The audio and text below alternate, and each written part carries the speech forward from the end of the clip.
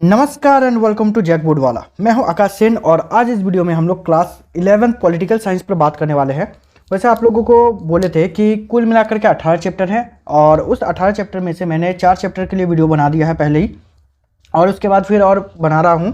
ठीक है, तो कोशिश करूंगा कि आप लोगों का 5 वीडियो में पूरा का पूरा चैप्टर को कंप्लीट कर दूं ताकि आप लोग उसका अच्छे से तैयारी कर सको। तो चलिए हम लोग प्रश्न संख्या 1 के साथ प्रारंभ करते हैं, जिसमें हम लोगों से पूछा जा रहा है कि निम्नलिखित में से कौन सा प्रत्यक्ष लोकतंत्र के सबसे नज़दीक बैठता है। मतलब यहाँ पर जो 4 ऑप्शन दिया गया है उसमें से जो है लोकतंत्र के मतलब प्रत्यक्ष लोकतंत्र के सबसे नज़दीक कौन बैठता है वो आप लोगों को बताना है। तो सिंपल सी बात है, ग्राम सभा द्वारा लिए गए निर्णय। ठीक है, ये जो है सबसे नज़दीक बैठता है।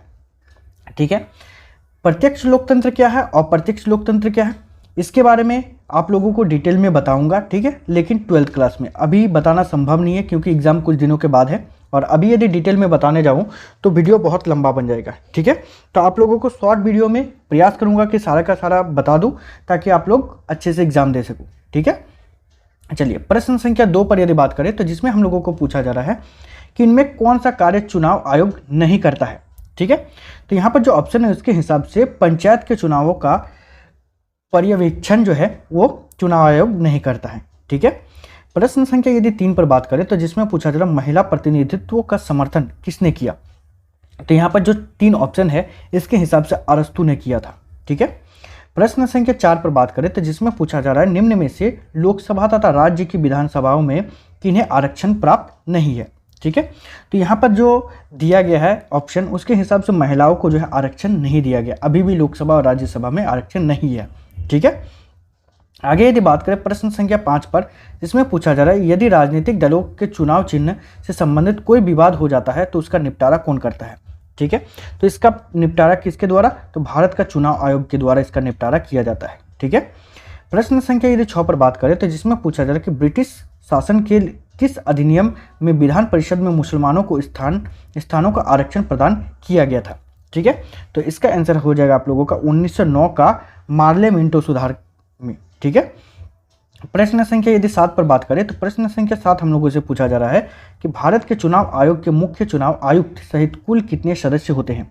ठीक है, तो इसका आंसर हो जाएगा 3 सदस्य होते हैं। ठीक है, आगे प्रश्न संख्या यदि 8 पर बात करें तो जिसमें हम लोगों से पूछा जा रहा है कि निम्नलिखित में से किसके चुनाव से भारत निर्वाचन आयोग का कोई सरोकार नहीं है। ठीक है, तो इसका आंसर हो जाएगा आप लोगों का नगर पालिका व ग्राम पंचायत। आगे यदि बात करें प्रश्न संख्या 9 पर तो जिसमें पूछा जा रहा है कि फर्स्ट पास्ट द पोस्ट या साधारण बहुसंख्या प्रतिनिधित्व प्रणाली में कौन प्रत्याशी विजेता घोषित किया जाता है। ठीक है, तो इसका यदि क्वेश्चन का आंसर पर बात करें तो सर्वाधिक संख्या में मत अर्जित करता है, मतलब जो पार्टी सबसे अधिक मात्रा में जो मत मतलब वोट प्राप्त करता है उसको मतलब विजेता घोषित किया जाता है।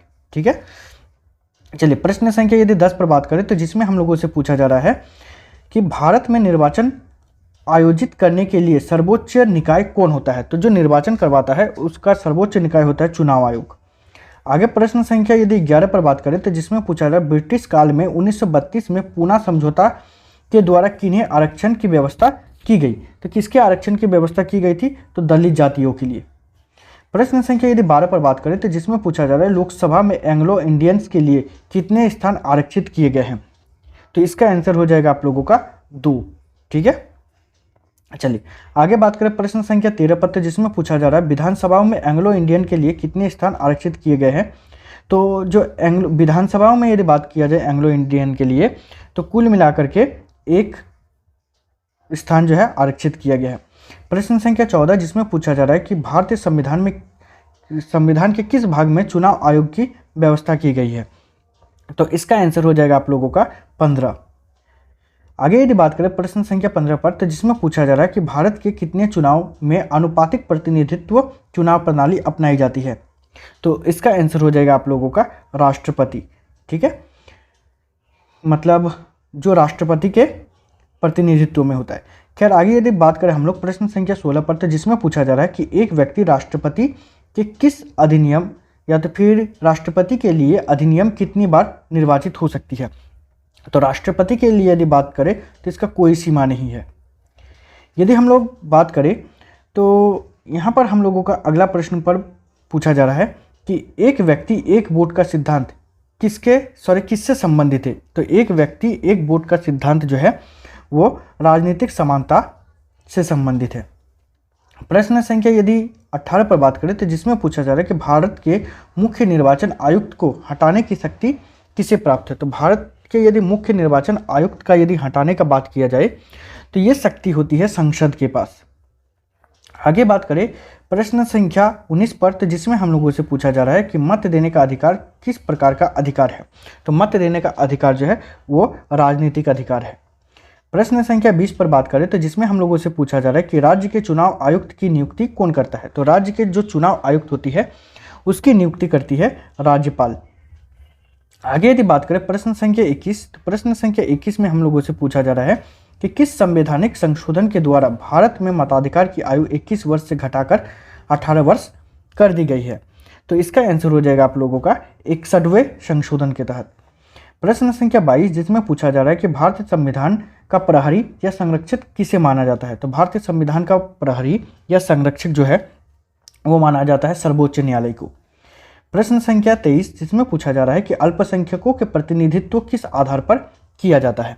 तो इसका आंसर हो जाएगा आप लोगों का धर्म, संस्कृति और भाषा, ये तीनों इसीलिए हो जाएगा इनमें से सभी।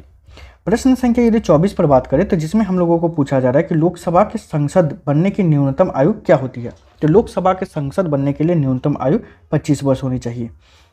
आगे बात करें प्रश्न संख्या 25 पर, तो जिसमें पूछा जा रहा है विधानसभा के सदस्य बनने की न्यूनतम आयु क्या है? तो विधानसभा के सदस्य बनने का न्यूनतम आयु जो है वो होती है 25 वर्ष।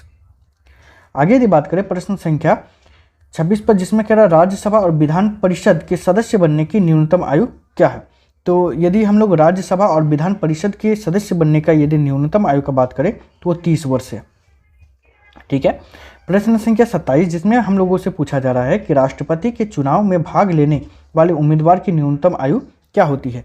तो उसकी न्यूनतम आयु होती है 35 वर्ष। प्रश्न संख्या 28 जिसमें हम लोगों से पूछा जा रहा है कि राष्ट्रगान, राष्ट्रध्वज या संविधान का निरादर करने पर कोई व्यक्ति कितने वर्ष तक चुनाव नहीं लड़ सकता है? तो इसका आंसर हो जाएगा 6 वर्ष तक। प्रश्न संख्या यदि 9 पर बात करें तो जिसमें पूछा जा रहा है कि मतों को गिना नहीं बल्कि तोला जाए, यह फॉर्मूला किस प्रतिनिधित्व प्रणाली पर लागू होता है? तो ये जो होती है आनुपातिक प्रतिनिधित्व प्रणाली में लागू होती है। प्रश्न संख्या 30 जिसमें हम लोगों को पूछा जा रहा है कि अप्रत्यक्ष चुनाव प्रणाली के अंतर्गत मतदाता किसका चुनाव करते हैं? तो अप्रत्यक्ष यदि चुनाव प्रणाली में देखा जाए तो मतदाता जो है वो उन निर्वाचकों को चुनते हैं जिनके मतों से उम्मीदवारों को चुना जाता है। ठीक है। आगे यदि बात करें प्रश्न पर, तो अगला प्रश्न संख्या 1 है, मतलब ये अलग चैप्टर का है। ठीक है, इसके बाद वाला चैप्टर का है। अलग चैप्टर का इसीलिए क्योंकि बहुत सारा चैप्टर है, कुल मिलाकर के 16 या 18 चैप्टर है। ठीक है, और उतना चैप्टर को एक वीडियो में ख़त्म करना संभव नहीं है, इसलिए मैं थोड़ा थोड़ा करके बता रहा हूँ। ठीक है, और आप लोगों को यदि अच्छा लगेगा ना वीडियो तो चैनल को सब्सक्राइब कीजिएगा और मेरा मोटिवेशन लेवल को बढ़ाने के लिए अपना फ्रेंड के साथ शेयर जरूर कीजिएगा। ठीक है, चलिए यदि बात करते हैं प्रश्न संख्या 1 पर, जिसमें कह रहा है भारत में किस प्रकार की कार्यपालिका है? तो भारत में यदि बात किया जाए तो संसदीय कार्यपालिका है। ठीक है। प्रश्न संख्या यदि बात करें 2 पर, तो जिसमें हम लोगों से पूछा जा रहा है कि जर्मन में सरकार का प्रधान कौन होता है? तो जर्मनी में यदि बात करें तो सरकार का प्रधान जो होता है उसको हम लोग कहते हैं चांसलर। आगे यदि बात करें प्रश्न संख्या 3 जिसमें हम लोगों से पूछा जा रहा है कि संघीय मंत्रिपरिषद का अध्यक्ष कौन होता है? तो संघीय मंत्रिपरिषद का अध्यक्ष जो होता है वो होता है प्रधानमंत्री। ठीक है, देखिए अभी जो हमने चांसलर वाला बात कहा है ना, तो जर्मनी में सरकार का प्रधान एक समय ऐसा भी था जिस टाइम राष्ट्रपति हुआ करता था। जैसे कि आप लोगों ने शायद क्लास 9 में हिटलर के बारे में पढ़ा था कि उसको राष्ट्रपति जो था उन्होंने चांसलर के पद के लिए जो है न्योता दिया था। ठीक है, ताकि वो चांसलर के पद पर आए। और लेकिन यदि बात करें सरकार का प्रधान जो हेड होता है, मतलब एक तरीके से हमारे यहाँ पर जो राष्ट्रपति होता है मैन होता है, लेकिन ज़्यादातर काम जो है प्रधानमंत्री करते हैं। ठीक जर्मनी में भी वही चीज़ है, ज़्यादातर काम चांसलर करते हैं लेकिन जो हेड होते हैं वो होता है राष्ट्रपति। ठीक है, चलिए प्रश्न संख्या यदि हम लोग 4 पर बात करें तो जिसमें हम लोगों से पूछा जा रहा है कि राष्ट्रपति को महाभियोग की प्रक्रिया द्वारा कौन हटा सकता है? तो राष्ट्रपति को हटाने के लिए जो है वो सांसद का आवश्यकता पड़ती है। लगभग सभी सांसद जिन्होंने चुन करके राष्ट्रपति को बनाया था, उन सभी की। आगे बात करें प्रश्न संख्या 5 पर, तो जिसमें हम लोगों से पूछा जा रहा है कि संसदीय शासन व्यवस्था में वास्तविक शक्ति निहित होती है। तो संसदीय शासन व्यवस्था में सारी की सारी शक्ति या तो फिर ज़्यादातर शक्ति किसके हाथों में होती है? तो मंत्रिपरिषद एवं प्रधानमंत्री के पास होती है। ठीक है, राष्ट्रपति के पास शक्ति होती है, लेकिन वास्तविक शक्ति यदि देखा जाए तो प्रधानमंत्री के पास होती है या मंत्रिपरिषद के पास, जैसे कि आप लोगों को बताएं कि कानून बनाने का वगैरह ये सब जो होता है। आगे यदि बात करें प्रश्न संख्या 6 पर, तो जिसमें पूछा जा रहा है भारतीय कार्यपालिका का पॉकेट वीटो किसके पास होता है? तो भारतीय कार्यपालिका जो होती है उसकी पॉकेट वीटो जिसके पास होती है उसको हम लोग कहते हैं राष्ट्रपति। ठीक है, आगे बात करें प्रश्न संख्या 7, जिसमें पूछा जा रहा है राष्ट्रपति द्वारा राज्यसभा में कितने सदस्यों को मनोनीत किया जाता है? तो राष्ट्रपति के द्वारा जो 12 सदस्यों को मनोनीत किया जाता है। प्रश्न संख्या 8 पर बात करें तो जिसमें पूछा जा रहा है हम लोगों को कि भारतीय सैन्य बल का प्रधान कौन होता है? तो भारतीय सैन्य बल जो होता है उसका प्रधान जो होता है उसको हम लोग कहते हैं राष्ट्रपति, मतलब राष्ट्रपति के पास होता है। आगे बात करें प्रश्न संख्या 9 पर, तो प्रश्न संख्या 9 हम लोगों से पूछा जा रहा है कि राज्यसभा का सभापति कौन होता है? तो राज्यसभा का सभापति जो होता है उसको हम लोग कहते हैं उपराष्ट्रपति। प्रश्न संख्या 10, जिसमें पूछा जा रहा है कि भारतीय प्रशासनिक सेवा तथा भारतीय पुलिस सेवा के लिए उम्मीदवार का चयन कौन करता है? तो इसके लिए उम्मीदवार का चयन करता है संघ लोक सेवा आयोग। ठीक है, प्रश्न संख्या यदि हम लोग 11 पर बात करें तो प्रश्न संख्या 11 हम लोगों से पूछा जा रहा है कि राष्ट्रपति शासन किस अनुच्छेद के अंतर्गत राज्यों में लागू होती है? तो अनुच्छेद 356 के अनुसार। ठीक है, या 356 के अंतर्गत। आगे बात करें 12 नंबर प्रश्न पर, जिसमें पूछा जा रहा है राष्ट्रपति पद के लिए न्यूनतम निर्धारित आयु क्या है? तो राष्ट्रपति पद के लिए न्यूनतम निर्धारित आयु जो होती है वो होती है 35 वर्ष। ठीक है, प्रश्न संख्या 13, जिसमें पूछा जा रहा है कि उपराष्ट्रपति का कार्यकाल कितने वर्षों का होता है? तो उपराष्ट्रपति का जो कार्यकाल होता है वो 5 वर्षों का होता है। यदि हम लोग बात करें प्रश्न संख्या 14 पर, जिसमें पूछा जा रहा है जापान में संघीय प्रणाली है जिसमें राज्य का प्रमुख होता है। तो राज्य का प्रमुख कौन होता है? तो होता है सम्राट। ठीक है, आगे यदि हम लोग बात करें प्रश्न पर, तो जिसमें हम लोगों को पूछा जा रहा है कि संसदीय कार्यपालिका में मंत्रिपरिषद किसके प्रति उत्तरदायी होता है? तो संसदीय कार्यपालिका में यदि बात करें तो मंत्रिपरिषद का जो होता है वो लोकसभा होता है। ठीक है, मंत्रिपरिषद जो है लोकसभा के लिए उत्तरदायी होता है। प्रश्न संख्या यदि 16 पर बात करें तो जिसमें पूछा जा रहा है भारत में राज्य स्तर पर कार्यपालिका में मुख्यमंत्री परिषद और शामिल होते हैं तो यहाँ पर हो जाएगा हम लोगों का राज्यपाल शामिल होते हैं। ठीक है, आगे बात करें प्रश्न संख्या 17 पर, तो प्रश्न संख्या 17 पूछा जा रहा है कि भारत के प्रधानमंत्री के रूप में सबसे लंबा कार्यकाल किसका है? तो सबसे लंबा कार्यकाल जो है जवाहरलाल नेहरू का है। ठीक है, यदि प्रश्न संख्या हम लोग 18 पर बात करें तो जिसमें पूछा जा रहा है राष्ट्रपति और संसद के बीच सेतु का काम कौन करता है? तो राष्ट्रपति और संसद के बीच सेतु का काम जो करता है उसको हम लोग प्रधानमंत्री कहते हैं। ठीक है, प्रश्न संख्या 19, जिसमें पूछा जा रहा है कि निम्नलिखित में से कौन भारत के राष्ट्रपति का चुनाव करता है? तो भारत के राष्ट्रपति का चुनाव कौन करता है? तो इसका आंसर हो जाएगा आप लोगों का लोकसभा, राज्यसभा एवं विधानसभा के सदस्य। ठीक है, आगे यदि बात करें हम लोग प्रश्न संख्या 20 पर, तो प्रश्न संख्या 20 हम लोगों से पूछा जा रहा है कि सरकार के स्थायी कर्मचारी किस सेवा के अंतर्गत आते हैं? तो सरकार के यदि हम लोग स्थायी कर्मचारी का बात करें तो ये जो है नागरिक सेवा के अंतर्गत आते हैं। ठीक है, प्रश्न संख्या 21, जिसमें पूछा जा रहा है कि जनता और सरकार के बीच कड़ी का कार्य कौन करता है? तो जनता और सरकार के बीच का यदि देखा जाए तो कड़ी का काम करता है सरकारी अधिकारी। ठीक है, आगे यदि बात करें प्रश्न संख्या 22, जिसमें पूछा जा रहा है कि अमेरिका में किस प्रकार का शासन व्यवस्था है? तो अमेरिका में जो है वो अध्यक्षात्मक शासन व्यवस्था है। ठीक है, प्रश्न संख्या 23, जिसमें हम लोगों को पूछा जा रहा है कि श्रीलंका में संविधान का संशोधन करके अर्ध अध्यक्षात्मक शासन व्यवस्था कब लागू की गई? तो कब लागू की गई? तो इसका आंसर हो जाएगा 1978 को, मतलब 1978 ईस्वी को।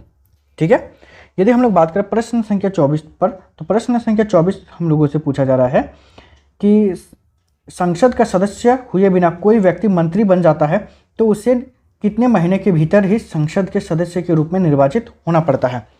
ठीक है, तो इसका आंसर हो जाएगा 6 महीना के अंदर। यदि प्रश्न संख्या 25 पर बात करें तो जिसमें पूछा जा रहा है कि राज्य मंत्रिपरिषद में सदस्यों की संख्या कितनी होनी चाहिए? तो राज्य मंत्रिपरिषद में सदस्यों की संख्या कुल मिलाकर के विधानसभा में कुल सदस्यों की संख्या 15% से अधिक नहीं होनी चाहिए। ठीक है, यदि बात करें प्रश्न संख्या 26 पर, तो प्रश्न संख्या 26 हम लोगों से पूछा जा रहा है भारत में राष्ट्रपति का चुनाव कितने वर्षों के लिए किया जाता है? तो भारत में राष्ट्रपति का चुनाव जो है 5 वर्षों के लिए किया जाता है। ठीक है, प्रश्न संख्या 27 जिसमें पूछा जा रहा है इटली में किस प्रकार की शासन व्यवस्था पाई जाती है। तो इटली का यदि बात किया जाए तो संघीय शासन व्यवस्था पाई जाती है। ठीक है। प्रश्न संख्या 28 जिसमें हम लोगों से पूछा जा रहा है कि रूस में अर्ध अध्यक्षात्मक शासन व्यवस्था पाई जाती है जिसमें देश का प्रधान कौन होता है। ठीक है, तो इसमें देश का प्रधान जो होता है राष्ट्रपति होता है। आगे बात करें प्रश्न संख्या 29 पर, तो जिसमें हम लोगों से पूछा जा रहा है अध्यक्षात्मक शासन व्यवस्था में देश और सरकार का प्रधान कौन होता है। तो देश और सरकार का प्रधान जो होता है उसे हम लोग राष्ट्रपति कहते हैं। आगे बात करें प्रश्न संख्या 30 पर, तो जिसमें पूछा जा रहा है अर्ध अध्यक्षात्मक शासन व्यवस्था किन किन देशों में पाई जाती है। तो अर्ध अध्यक्षात्मक शासन व्यवस्था का यदि बात किया जाए तो रूस, फ्रांस, श्रीलंका इन तीनों जगह पर पाई जाती है, इसलिए इसका आंसर हो जाएगा इनमें से सभी। ठीक है। यदि हम लोग प्रश्न संख्या 31 पर बात करें तो प्रश्न संख्या 31 में हम लोगों से पूछा जा रहा है भारत में देश का औपचारिक प्रधान कौन होता है। तो भारत में देश का औपचारिक प्रधान जो होता है राष्ट्रपति होता है। ठीक है।